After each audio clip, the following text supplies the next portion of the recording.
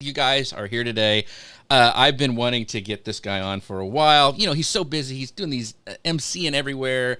He's doing these huge YouTube channels. So I was able to get him into the schedule. So this is going to be a blast. So if you guys are struggling with building your brand, you want to, maybe you just want to kind of take it to the next level, this is the show for you. So if you have some friends or you have any questions, call your friends into the show, mention them down below, wherever you're watching them from.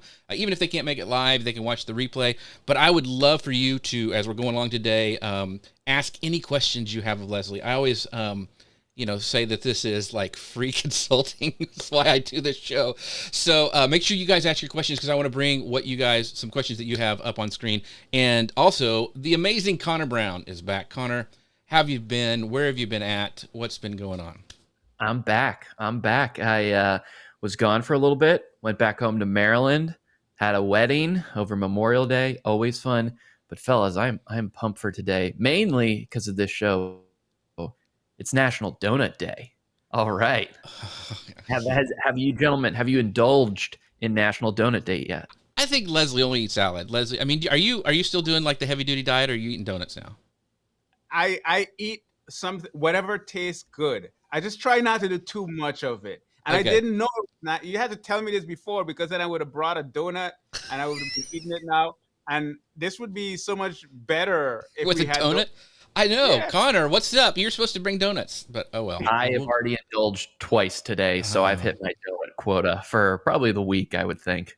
Yeah. No. So you have some great donut shops in Florida. I mean, like, you guys have some like epic ones.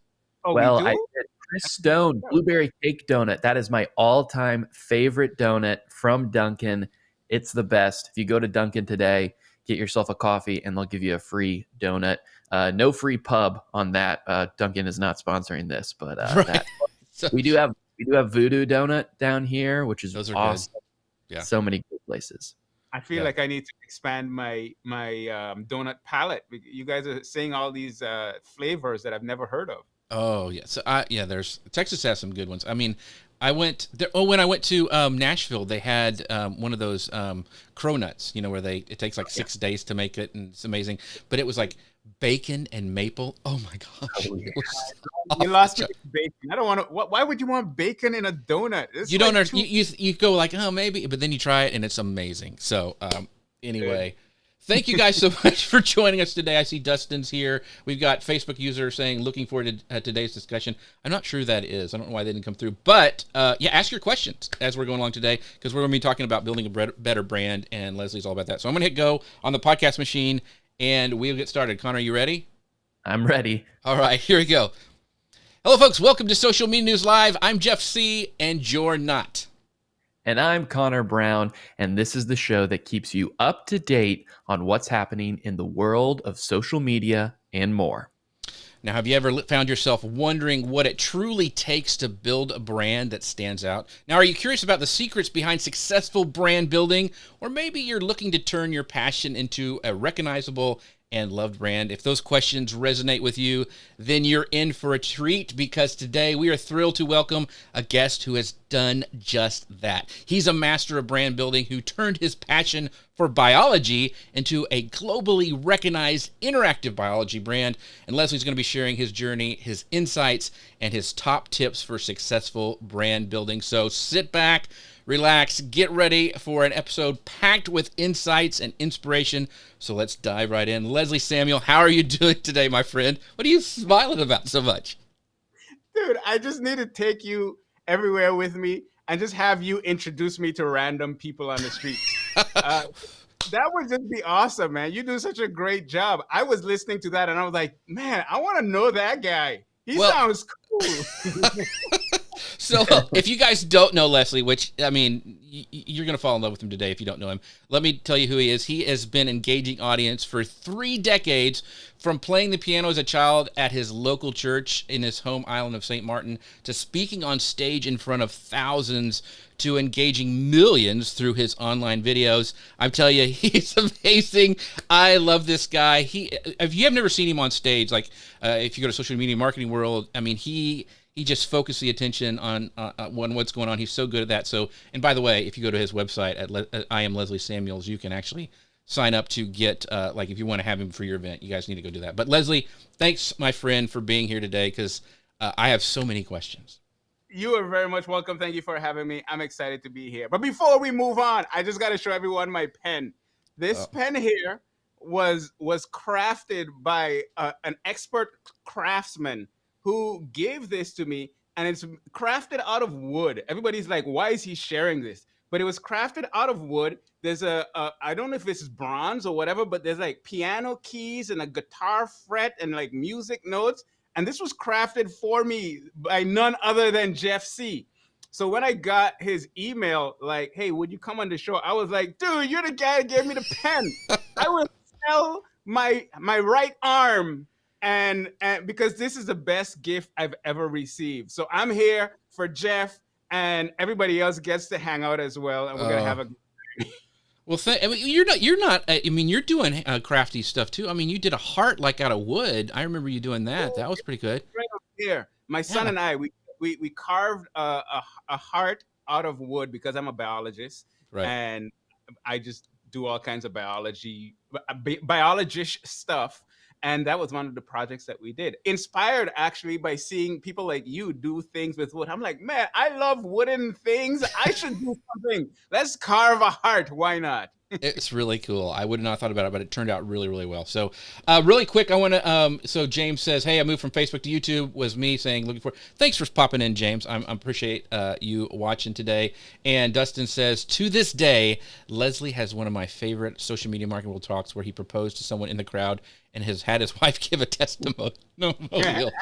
So that is very, very cool. So, what we're going to be talking about today is building a brand. But before we dive right in, I want to make a shout out to our friends over at Ecamm. They're what makes this show possible. You can find out more about them at socialmedianewslive.com/Ecamm. That's what I built the show in. Leslie uses Ecamm a lot too. In fact, he is going to be he's the camp director we've been promoting it the last couple of weeks, coming up in October for their camp. So if you want to know about that, you need to go to their channels and do all that. But the thing that I wanted to talk about today is that we actually have they have a new show coming out with Licio, and it's at youtube.com/Ecamm Live. You can go find out more. It's Demo Pros. They're going to have all sorts of people coming on there to teach and train over the summer. It starts this month. So make sure you go to youtube.com/@Ecamm Live and find out more about that. And I'll play a commercial for it at the end of the show.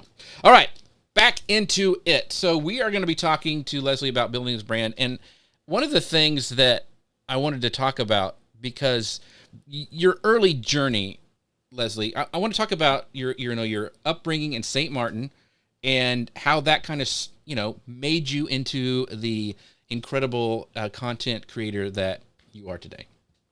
Yeah, so I grew up on the beautiful island of St. Martin, the best island in the Caribbean. I don't care if anybody's watching that's from a different island. St. Martin is, but that's besides the point. And I grew up there. My early childhood was just, going to school, coming back home, hanging out with my friends and down the road, going for bike rides and just doing all kinds of foolishness. When I grew as a kid growing up, I was not very academically oriented. Let's just put it that way. I keep telling people, I never did homework. Like when I was in high school, I just really enjoyed hanging around people. Now, if you talk about my early journey and like the things that made me who I am, okay, we're gonna get kind of awkward. So when I was younger, I was extremely tiny. Like I was the shortest person in my school up until like late in high school. Every boy, every girl I looked up to everyone. Extremely small, extremely tiny, but I had a big head. I know this doesn't sound relevant, but it is relevant. Just hold on.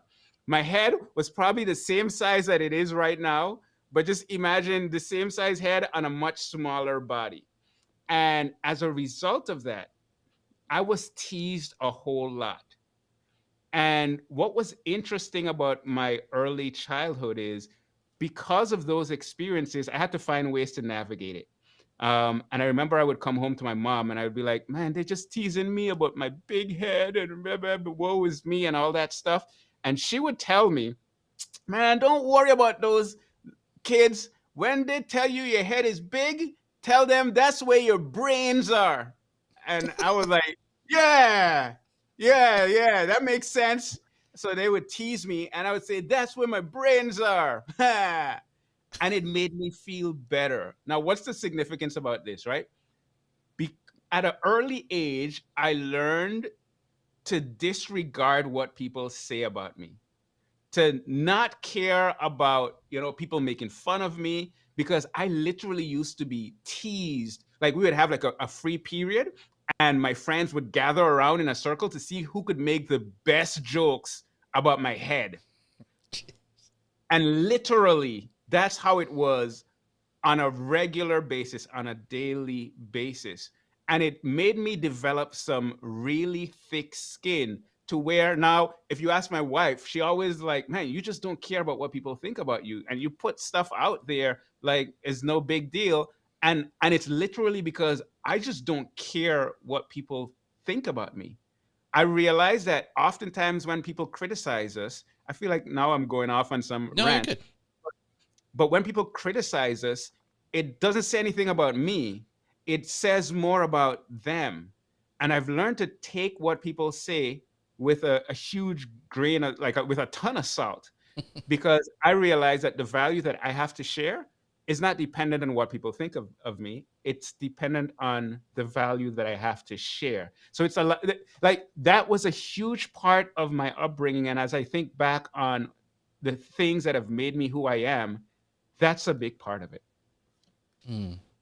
That's good. I mean, I don't think you're on a soapbox at all, because I think that sheds light into how you create content, because part of it, the lot of the roadblocks that people have is they don't want to feel stupid, they don't want to look bad online, and that, for the most part, or imposter syndrome, all that stuff, I think that's what keeps people from going to the next level. And you not having that, like, you're like, I'm just gonna do it, I think makes a huge difference, and the friction's gone, right? Yeah, you said a phrase there, imposter syndrome. This week I've been meeting with different clients, or potential clients that want to work with me, and just about every single person I met with, the biggest thing was fear, number one, and number two, imposter syndrome. They all said the same thing. And I've come to realize that it comes from a very interesting place, right? When you care a lot about what people think about you, it's going to restrict what you're able to do. It's going to make you not fully able to be yourself, because you fear that people are going to judge you for what you do. I've been blessed enough to be teased enough to have a mom that brought me up in a way where those things kind of came to me, but then they bounce off. Mm-hmm. And as a result of that, I think it frees me up so much more to just be myself. That's one. But the other part of it is I am fully aware of my own ignorance. All right. So if you tell me I'm ignorant, I'm like, oh, wait, I mean, I could have tell you that. Like, there's so much that I don't know, and I am 100% okay with what I don't know. I'm 100% okay with being wrong, making a mistake, because that's the part of life. I am ignorant. I stand here before you today to tell you that I know some stuff and I'm ignorant about most things. And I'm okay with that. You know why I'm okay with that? Because you are too, and Connor, you are too, and whoever is watching this right now, you are too. Yeah, you know stuff, but there's so much more that we don't know. And when we have that perspective, it frees us up. Like, oh, I made a mistake. Oh yeah, that's what we do. This is how we learn. That's all good. So now I feel free to be myself completely. We're talking about building a brand, especially Mm-hmm. when you're dealing with a personal brand, right? I believe that the most powerful brands are from the people who are authentically who they are. Because when you can authentically be who you are, like, what's to stop you from creating? Mm. That is really How do good, my you friend. smile and just be happy listening to Leslie talk. I mean, it's infectious, right? It's awesome. Leslie, I will say you did say St. Martin was the best island in the Caribbean, and then you just described it being filled with a bunch of mean middle Yeah. schoolers that make fun of your big head. That sounds like my worst nightmare, to be honest. But I'm glad you think it's a The- great island. tell Whatever. me, tell me about any place in the world where kids don't make fun of kids. I've never found that place. If you can find that place for me, I would love to go there. The reality is, no matter how great St. Martin is, because it is the best, but no matter how great any place is, you're gonna find the internet is a beautiful place. The internet is a terrible place. You can find anything anywhere. Yeah. So it's up to us to find the good things and fully take advantage of those good things. That's the way I look at it. I love it. And to piggyback off of that, Dustin asked a great question. He says, how do you balance not caring what people think with caring about how people receive the value you give? So where do you find that balance, Leslie? Ooh, that's a great question. I don't care what people think. I care about people. And that right there is significant, because if I care about you, not I don't care what you think about me, but I care about you. I want you to get value. I want you to learn as much as you can. I want you to live your fullest life. So the things that I do are not coming from a place of me, oh man, if I put this out there, what will they think? It's coming from a place of, if I don't put this out there, how they don't get to think. Mm-hmm. I want to serve you. I want to show up for you, because one thing I deeply care about people. And when you care about people, but you don't care about how you're received, it puts you in a position where you can create authentically while thinking about the best way to show up for that person. It's why when I'm sitting down and I'm having a conversation with someone, I want to know what they think, because in getting to understand what they think, and more so how they think, it allows me to serve that person better. So how do you balance it? No, I don't care about what people think about you in terms of someone thinks you're this way or that way. No, you be authentically you. But when it comes to what you're doing, do it in a way where you are really and truly authentically trying to serve the person that you're showing up for. That's the way I balance it. Peg has a great comment, and thanks, Peg, for stopping in today, watching over on YouTube. She says, I think about these things when I'm writing and creating content too. I want to help people. And I think coming from that mindset, and I know Peg does this really, really well, is, thinking about how you can serve people. Yes, you're going to get some comments. Yes, you're going to get some negative things, just because of the internet of what it is. And if you put stuff out there, you're going to have, trolls and haters or whatever. But doing what Leslie has talked about we could do a whole show about this, because it is so good, because this is the thing you have to get over when you want to build your brand, because it's not just, hey, I'm going to build my brand and it just happens. I mean, you have to wrestle through this stuff, and Leslie has done that. I want to get in some of his story in a minute and what he's learned from it. But I want to go, Leslie, and talk about, we're going to get into the biology, because that's the brand we're talking about that you built.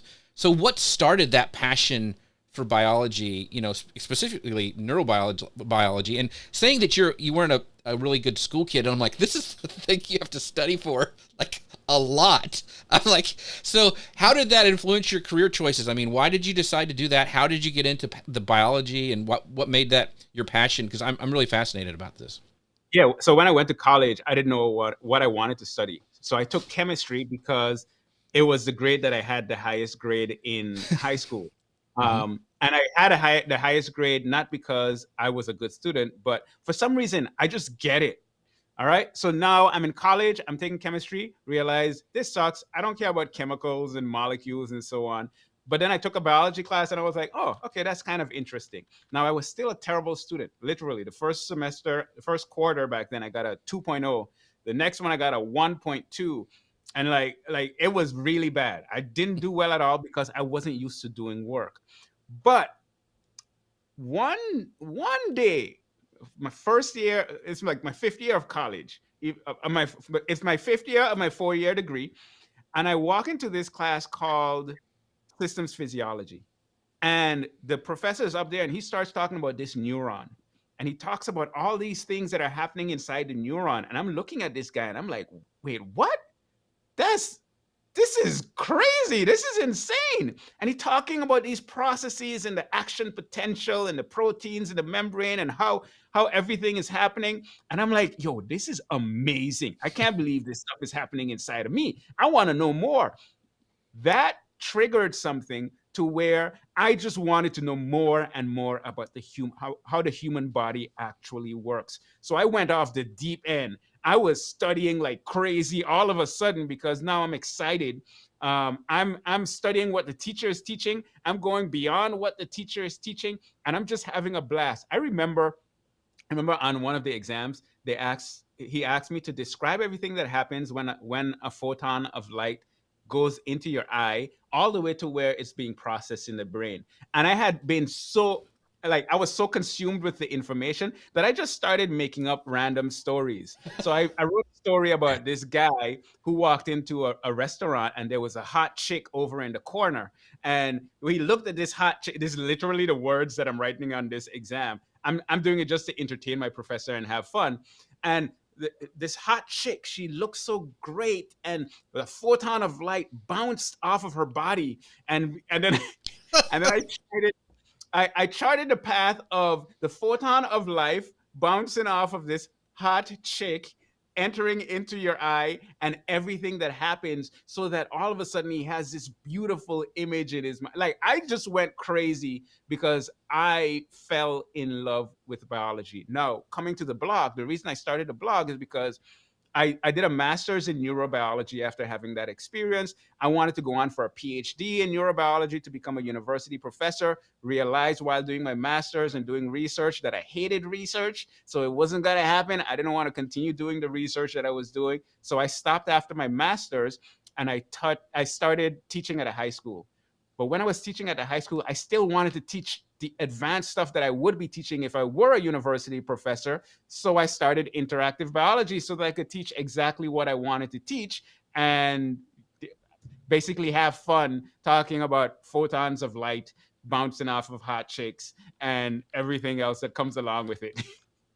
Oh, so Gary goes, that was love at first sight, defined by Leslie Samuel. So that's true. That's very true. Cool. I Thanks, love it. Thanks, Gary. Thanks, Gary. All right, Connor. So it's I love that story, and it reminds me of the term like quake books, like earthquake books. You read a book and it shakes you to your core, and that class clearly was that for you, and it put you on this path to becoming what you are today. But when it comes to creating the blog and YouTube, how did you approach creating content for interactive biology in the terms of you wanted it to be accessible to a wide range of learners, right? From high school freshmen, graduate level students. So when you first started, how did you approach and think this is the kind of content I want to focus on? Yeah. So the way I approach the content that I create, because I'm dealing with some really advanced topics. I'm talking about neuroscience and physiology and all these things. But I'm a firm believer that my 6-year-old daughter that's here and out there playing chess right now, she should be able to understand neuroscience. And if she can't understand it, then I'm not doing it right. There are a lot of professors that they try to make things as complicated as possible. I come from it from the perspective of I want to make it as simple as possible. I want my kids to be able to watch it and be like, huh, okay, that makes sense. And then starts up. I remember I have a video about my little kid, about my son when he was like 4, talking about how when you eat the food, it goes through your esophagus and down into your stomach, and then the hydrochloric acid and yada, yada, yada. And he's describing this process. Why? Because when you explain it in simple terms, a 4-year-old can understand it. And if you can make it simple enough that a 4-year-old can understand it, guess what? That person that's doing their PhD that missed that section of the class, they can understand it as well. So that's the approach that I like to take. I like to take complex topics, make it simple, and make it fun. Because if I can do that and I can make it so that a little child can understand it, then I cover that entire spectrum. Mm. I say that all the time too. Explain it to me like I'm 5 years old. It And works. then we usually have to dumb it down for Connor a little bit more. Yeah. But Well, you're talking about your 6-year-old daughter playing chess. I mean, what? That's way ahead of me right now. I just learned to play chess, so yeah, ahead of me too.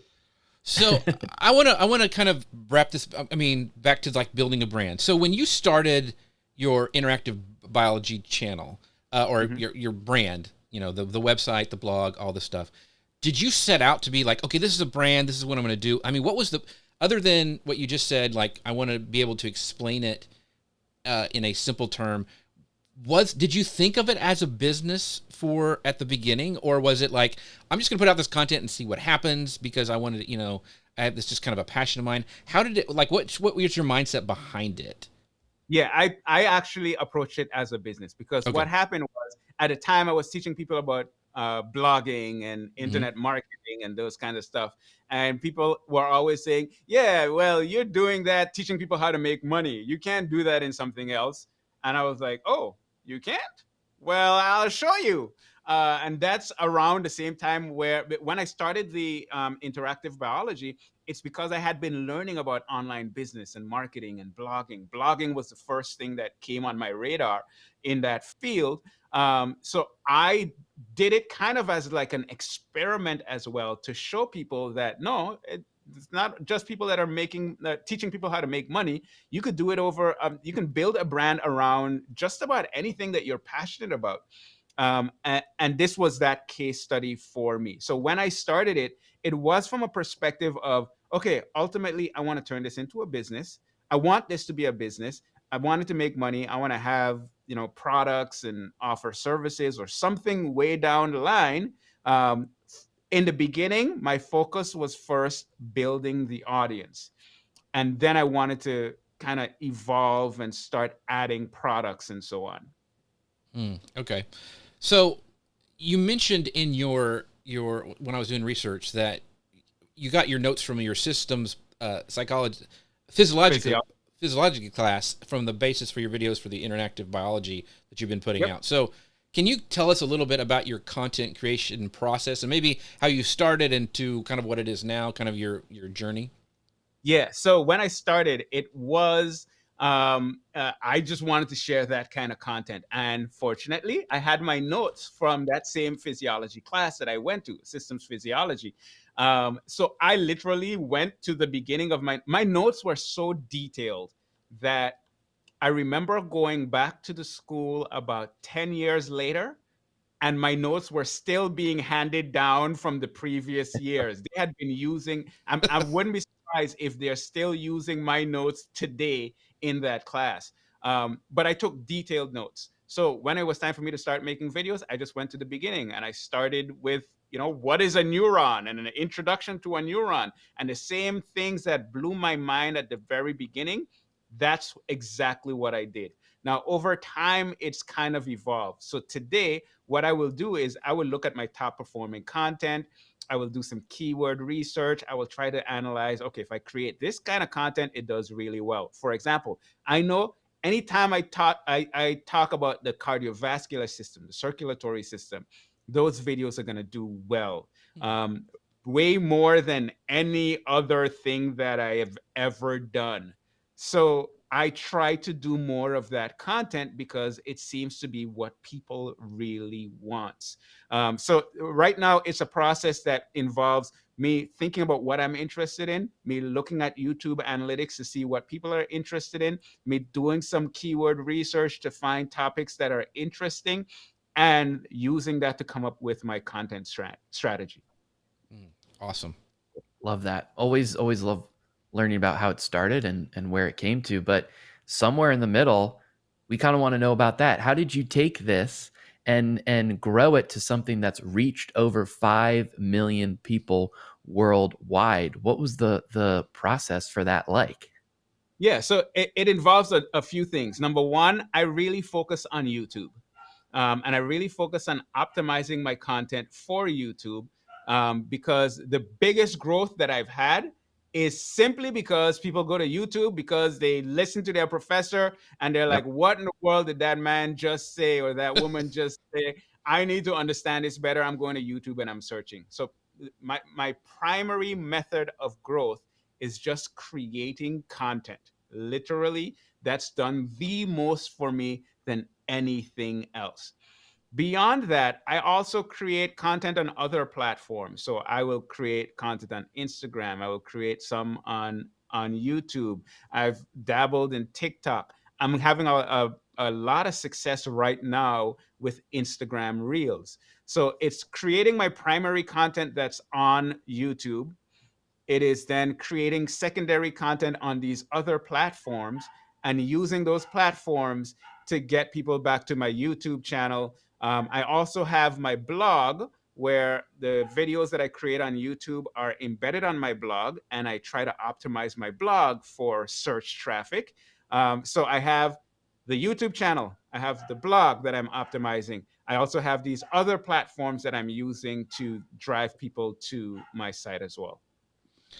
Gosh, By the that way, are you is guys hearing a dog barking in the background, or is that not coming through? no, it's coming through, but I just I'm such a good host, I just ignore it.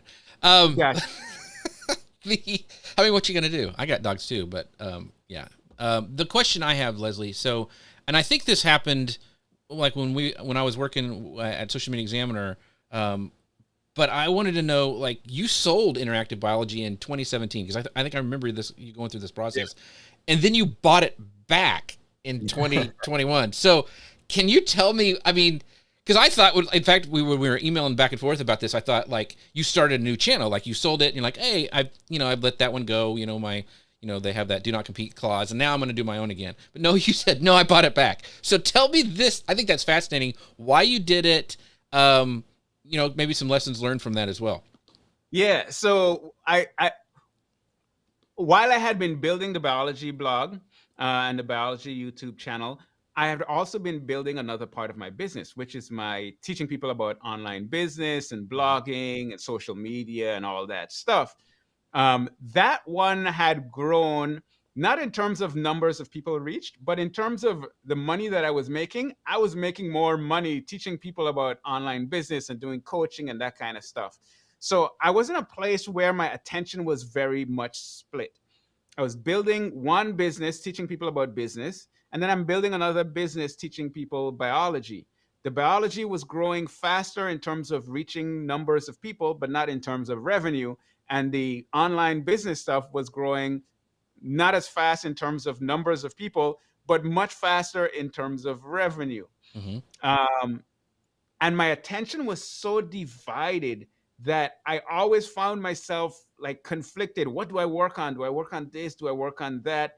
And I'm actually, or at least I was very enthusiastic about helping people build their businesses where they can work from home, because for me that's been a life changer. It's been a tremendous blessing, and I've gotten so much from it. So helping other people accomplish that was something that I was passionate about. Now, what happened over time was I felt like I was in a place where I needed to make a decision so that I can have better focus. The focus, trying to focus on two, I wasn't focusing on either, and I wasn't doing either of them justice. Mm-hmm. So I had to let something go. And at the time, I decided I'm going to let the biology stuff go and continue to focus on teaching people how to build an online business. That went well for a while. It allowed me to focus, it allowed me to build my business, and things were going great. Except that I got so tired about talking about how to build an online business, how to make money online. I was tired of people coming to me with all of these questions about things that, I'm not a person that cares a lot about numbers. I'm not a person that cares a lot about money. So as someone that doesn't care about those things deeply, to be bombarded with the same questions over and over, and to have so many people that just want more likes and more followers and more things Yeah. that I don't care about, it just got so annoying for me personally. Nothing wrong with doing it, but I got tired of it. Um, and around the same time, my I hadn't done biology in so long that my biology passion was starting to bubble up again. And I'm like, man, I really would like to continue helping people with this because this is the thing that I'm more passionate about. And I remember debating for a while, man, should I just start a new biology thing? But I felt led to reach out to the person that bought it because the person that bought it hadn't done anything with it. And she hadn't done anything with it because life. She Mm-hmm. had a completely separate business that she was building as well, and she just couldn't find the time to build interactive biology. Long story short, I asked her if she'd sell it to me. At the beginning of the call, she said no. And then I spoke for a little while longer, and she said, I think the best thing is for me to sell it to you. And I was like, all right, let's do this. And I bought it back. And what I did when I shifted my focus from biology to online business, I did the exact opposite. Shifted my focus from online business to biology, and that's what I'm doing now. Mm. That is just that is fascinating to me. So I appreciate you sharing that with me because, I mean, and I think it's very refreshing to hear somebody who almost felt like, yeah, I made a mistake maybe selling that, or maybe it was where I was at in my journey, or it was just my season. That was my season, and there's nothing wrong with going back and going, you know what, I really like doing that. I'm going to go back to doing that a little bit more. So I think kudos for you, and thank you for sharing that, because a lot of people would not admit they like, I just got it another way. No. But, Remember, I'm the ignorant one. I'm the one that makes a bunch of mistakes, and I'm okay with that. I don't even actually see that as a mistake. I see it as a, a, a journey that I was on, right. and for that, I don't regret doing what I did. I did it because it's what I felt led to do at the time. And later on, when I felt led to go back in that direction, then I made that decision, and it's all good. I'm fully okay with that, and I'm loving what I'm doing right now. I think it's amazing. So, real quick, thinking just kind of like a practical thing, how do you have a schedule? Like, I'm going to be dropping this many videos, a week, a month, or whatever. Like, how? Because it's really, really good. If you haven't checked out his channel over on YouTube, you guys need to go do that at Interactive Biology. He's got his kids involved. They're playing songs. I mean, it's really, really fun. So how often do you drop content? I mean, do you have a content calendar? Like, I'm going to put out this many a week and da-da-da-da. I mean, how do you do that? Yeah. I always have a content calendar for the day. Um, no, so it's literally something that's always changing. Like it's always evolving. I'm not as structured as many other people are. I know people that will tell you I've been dropping content once a week for the last 5 years. And I'm like, that is awesome. You go, boy, or you go, girl. I wish I was that consistent. I'm the kind of person that will have a general guideline of how often I want to create content. So, for example, right now, I would like to create two videos every week. But then I'll go through stages. Like last month, I did this thing where I did 30 videos in 30 days, and it was insane. And I don't recommend for anyone to do it. But I did 30 videos in 30 days. It was a challenge that I put myself through because I was going through this course and they challenged me. And when people challenge me, I'm like, oh, you challenging me? All right, I'm gonna do it.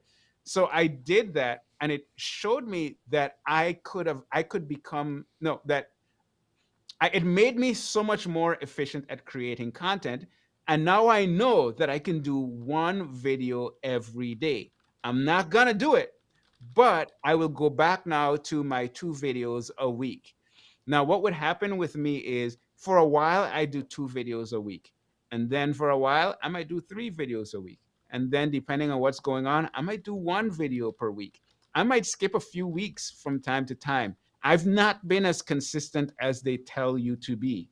And I don't think that necessarily helps me, Mm-hmm. but it's the practical reality of the life that I live.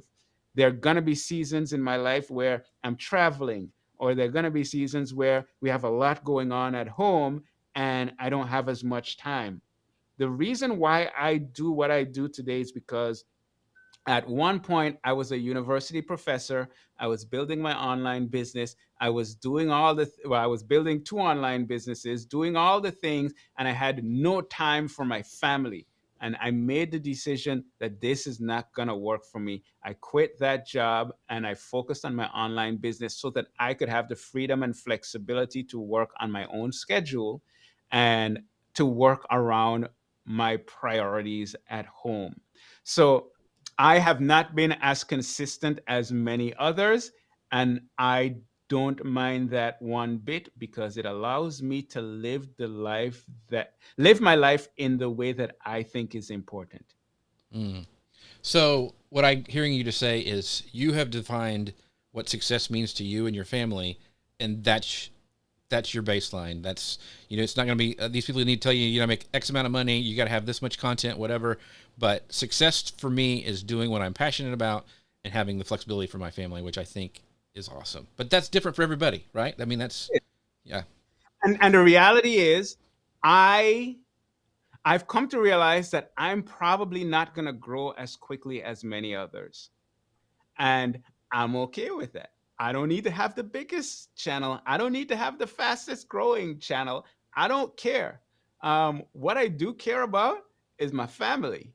I Mhm. want my family to know that I'm there for them. I want my son, if he's playing a game, to know that I'm going to show up there. I'm going to come there on my little scooter and support him in the game. I'm going to do the things that I need to do at home. And everything else that I do is kind of built around the lifestyle that I want to have and the things that are important to me. That's awesome, my friend. Love that piece of wisdom. Speaking of family, don't forget the Ecamm fam at socialmedianewslive.com/Ecamm. Leslie is a part of that. In fact, I mentioned earlier he's going to be a part of their creator camp that's coming up in October, so make sure to check that out. But also, they have a brand new show. No, well, it's not brand new. It's a brand new season of a famous, popular show. You can find out more about YouTube at youtube.com/@Ecamm Live. It's their demo pros where they have a bunch of people coming on who are expert in their field and teaching you all these different things about Ecamm. So make sure to check it out. It's launching this new season in June. So go there, subscribe to them because it's amazing. And Alicia, we'll probably have him on the show shortly because he's another super smart guy who hosts all of that. So check them out. All right, last section. And gosh, I could talk to Leslie all day. But Connor, I know you had a question. Yeah.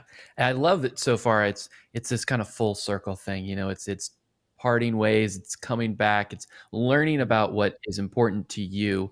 And I think that there's so much to take from that. And I have taken a lot from it already, but I'm sure these decisions have influenced both parts of your business.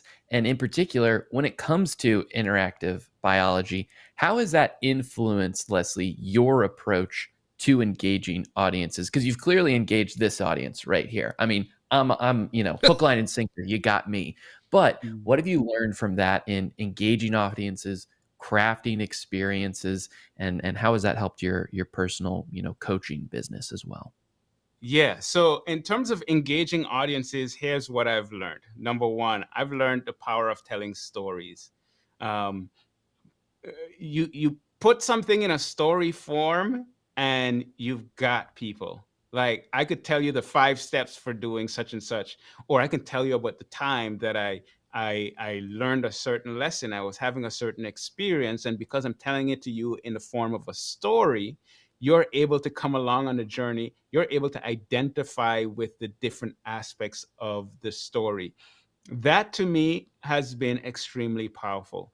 Number two, what I've learned over time is that people don't care about how much you know. People care about how you make them feel. And I know that sounds very cliche, but I've come to realize that that is so true. Like, if I can sit with you and I can talk, and you mentioned my coaching, right?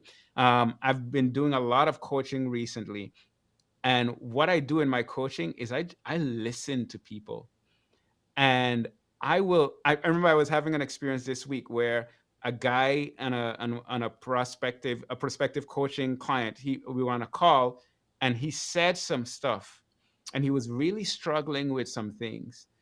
And what I did was, at a certain point, I said, "Okay, I want to I want to I want to read back to you some of the things that you said." And I read back his own words to him. And when I read back his words to him, it was as if I was a genius telling him wise wisdom. And the reality was, and he was like, "Man, when you said such and such," I was like, "Whoa, whoa, whoa. I didn't say that. I just told you what you said." And I showed him how smart he was and how much he already knew. And I remember there was a moment when he just kind of sat back like, "Oh man, this is deep." The reality is, if I can help, I don't care if you think I'm smart. If I can help you feel smart, if I can help you feel valuable, if I can help you feel good, I'm doing my job well. Whether that is in a coaching call or whether that is in the videos that I create, I'm making the stuff so simple that, man, that complicated topic, I understand. There's a sense of accomplishment that you have now because it's making sense to you. That all I am, I see myself as a vessel. I see myself as a tool that you can use for you to gain understanding, a tool that you can use to bring you to a place where you are smiling when before you were sad. And if I can be a good tool for people to use, I feel good about what I'm doing. So those are some of the things that I've learned, and it's stuff that I don't think it even just applies to what we do online and building a brand and all that good stuff. No, this applies to when I'm talking with my kids. It applies to the random stranger on the street. Yesterday, I went to a graduation. No, the day before yesterday, I went to a graduation, and we drove up to the entrance, and the person at the booth said, "Hi, how are you doing?" I said, "I'm doing fine. How are you doing?" And she was like, "Oh my word, you that's literally all I said." She was like, "You are the nicest person that has passed here all day." And I'm like, "But I just said, hi, how are you doing?" And she was like, "Yeah, I know, but it was so nice." I've come to realize that, man, like if we could just make people feel like you care about, this goes back to the beginning, right? When I Right. say I don't care what people think, but I care about the person. If we can make people feel as if we care about them, they want to know more about us. They want to learn more from us. And when we focus so much on just the stuff, the content that we have to get out there, it's not about that. It's about helping people. It's about serving people. And the more that I can do that, the more I will see that my brand just builds naturally.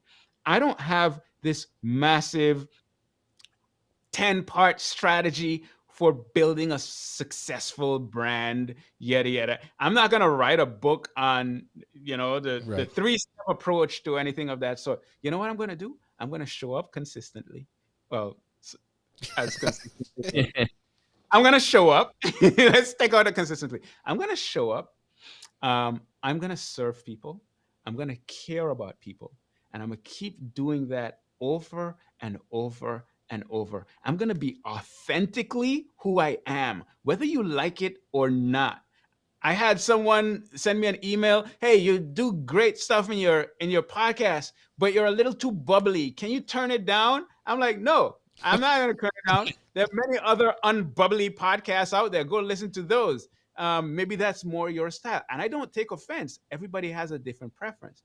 I say, who I am is who I am. And if you Mhm. don't like it, that's okay. There are many people out there that you're going to like. I'm not one of them, and I'm okay with it. I have enough friends. I don't need more. But if I get more, it's a great thing, and we can live happy. And now I'm rambling, but No. the idea is, what have I learned about this journey? Be who you are created to be. Do it over and over. Don't try to be this way because this person says you're supposed to be this way. No, just be you and serve people from a genuine place of wanting to serve people. And you'd be amazed at what happens as a result of it. Hmm. So I was thinking as you were talking, because I gave you that shirt. Warning, you're a hugger. I'm a hugger, and so I see that in your videos. But I was thinking of a new one, like "Be a tool like Leslie," and I thought that's not a good one. I should do that we'll one. get those printed up. I'm going to get that printed up. Yeah. So I want to. There's a couple more questions. Gosh, we're running out of time, but I want to talk about. You were on this. You use your platform to be on these shows like Strange Evidence, which is really cool. You have some links to that to your website. So can you talk about those experiences? And I know you've been on like even a lot of news segments, and how they've like helped your personal brand. I mean, because I know that's something that you like to do, and even you and Peg, I remember for Social Media Marketing World one time went to and did a spot at the local San Diego. Yeah, so talk about that and how you use that to build your brand a little bit. Yeah, so I have a very clear strategy for this. The clear strategy is everything I just said. Just continue to show up and be authentic and genuine and so on. And then one day you get a random email that seems like it's spam, but you decide to reply to it. They want you to be a part of a TV show on the Discovery Channel, and you're like, yeah, sure, let's talk more about it. And then over the course of time, you realize, oh, shoot, no, it really is people that want you to be on the Discovery Channel. And you make yourself available. You show up, you do as good a job as you can, and next thing you know, they're asking you to be on another TV show, and then you're getting asked to be on another TV show. All of a sudden, you're being asked to be on a news show, and this and so on. A lot of those things have just organically come my way. I didn't go out seeking for them, but they've happened. And whenever they happen, what I try to do is to leverage it as much as possible. So if I can get pictures, if I can get video clips, whenever I'm on the news, I will play it on my laptop and record the screen so that I can have a video of that. And then I will then put that on my site to show people that, hey, this is something that I also do. When people see that you're on TV, they automatically assume that you have something of value to share.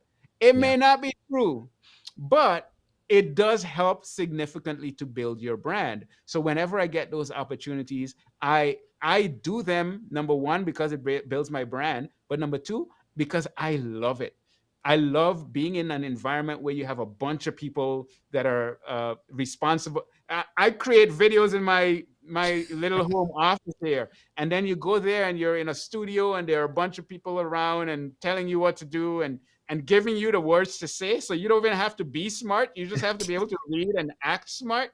um it's really cool to see how those things come together, and you learn things about how they come together that you can take into what you're doing to make what you do better. So it's just been an overall neat experience for me.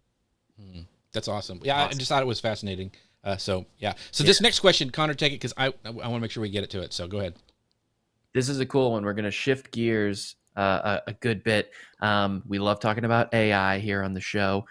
How do you see AI impacting both aspects of what you do? So how do you see AI impacting by more so when it comes to like research, teaching, understanding concepts? And then also, how has AI already influenced your work when it comes to content creation strategies? AI has changed everything for me. There was a point where it was me, I had a partner and an assistant, and I struggled to make one video a week. And I just said that I did 30 videos in 30 days. I would not be able to make 30 videos in 30 days if it weren't for AI. I used ChatGPT to help me come up with ideas. I use ChatGPT to help me script my content. I use ChatGPT to anything research, content, and so on. ChatGPT now plays a big part in what I do. I will go through and make things my own. I will go through and research to make sure that what I'm saying is accurate and all of that good stuff. But it has accelerated that process for me. I use AI tools to edit my videos. I will, because when I sit down and make a video, I'm sitting down in front of the camera and I'm talking and I'm making a bunch of mistakes. There's a bunch of silences. I use an AI tool, Time Bolt, which will automatically cut the video up, take out the silences for me. And a process that used to take me 2 hours to do the main edit now takes me 5 to 10 minutes. I think that's a beautiful thing. AI is making it so that the things that used to take a lot of time now takes seconds to minutes. And I see a lot of people that are talking about AI and how amazing it is. On the other hand, I see people talking about AI and how dangerous it is and how it's going to take our jobs and all that good stuff. And I'm in here just on AI every single day, helping me to do a much better job, create better content, create more content, and serve my audience better. Why in the world would I not use it? Because it's scary? No, I like scary things, especially when it helps me do what I do in a more efficient and effective way. If I didn't have I would never have been able to do 30 videos in 30 days. And what it's done for me now is just made my job so much easier. A lot of the menial tasks that would take a lot of time now take seconds. And I absolutely love that. That's awesome. I totally agree. It has changed the way how fast you can put out content. It is awesome. So last question, I want to, we've talked about it the entire episode, and thank you so much for your time today, Leslie, but what advice would you give others who are looking to build a brand or business around their passion, not just to make money, but around their passion based on your experience with interactive biology? The first thing I would tell that person is you are different from every other person in this entire planet. Figure out what makes you different and leverage that like nothing else. Like bring your personality into it. Don't hide any aspect of who you are. If I don't care who you are, just be you. Stop trying to be everybody else. That's the thing number one that I would tell them. Thing number two, I would tell them to decide how you want to use tools beforehand and don't let the platforms decide for you. The reality is, if I were to let Instagram decide how I'm going to do Instagram content, I'm going to be on Instagram all day, every day, creating reels and creating stories and doing this and doing that and doing that. And I'm going to be addicted to this stupid app. The way I look at it is, I see Instagram as a tool. How am I going to use Instagram to accomplish the specific goals that I have? And how am I going to eliminate it from all other aspects of my life that are negative? All of these tools, I feel like this wasn't the question, but it's something that is Go ahead. still very important to me. All of these tools are tools. Figure out how to best use those tools to bring out your content and your personality and who you authentically are. Don't be don't be running around like a chicken without a head trying to chase all these new things that people say you got to do. No. You figure out what you want to accomplish and you do the best that you can using the tools that you have to put your content out there. Serve people authentically, do it as consistently as you can, and focus on making the world a better place. That's gonna be my tip. One more quick tip. Yeah. Treat it as a business. Like if you're really trying to do this, treat it as a business. In other words, think about everything from the content that you're going to create to the products that you're going to create and what that entire journey is going to be like. Because when we don't take it seriously and we don't treat it like a business, it doesn't accomplish what we want it to accomplish. That's awesome. Our friend Gary Stockton says, "Exacto mundo, Leslie." So yes, he is totally great. So if you haven't told, Leslie is super positive. He's a great person to follow. Even if you don't know anything about biology, you need to go follow that channel. But Leslie, I want to have a real quick where you tell people where they can find you, all your stuff, list your blogging, your MC stuff, all that. Let them, and your podcast. Let them know where they can find you. Absolutely. For biology, it's right there on the screen, interactive-biology.com. For everything else, I am LeslieSamuel.com. You can find out more details there. Awesome. The unsinkable Connor Brown. Connor, where can people find more about what you do and what you have to offer? Yeah, if you're looking to plan any Disney trip or whatever you want, Disney, Universal, I'm your guy. Head over to wdwopinion.com, and you can follow me at wdwopinion across social channels. Awesome. I'm Jeff C., and I'm so excited you guys are here and watching that. Thank you so much to Peg, for Jim, Dustin, Gary, all the people who show up every week. Appreciate Leslie for being here. Gosh, I just learn so much every time I watch him or talk to him. He's just a great guy. Appreciate our friends over at Ecamm for sponsoring the show. You can find out more about them at socialmedianewslive.com. Don't forget about their new show, their new season on YouTube. Go check that out over there. And with that, we'll see you guys next time. Bye, everybody. Ecamm fam, you already know what time it is. It's summer 2023. And what do we do every summer? We turn up with the Demo Mode Pros.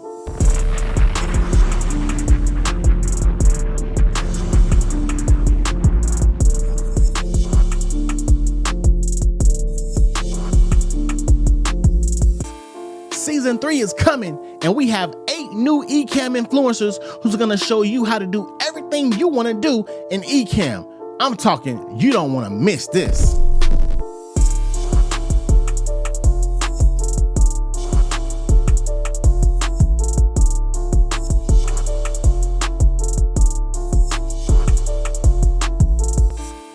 Every new summer, there's always tons of new features. So if you want to learn how to level up, you might want to tune in.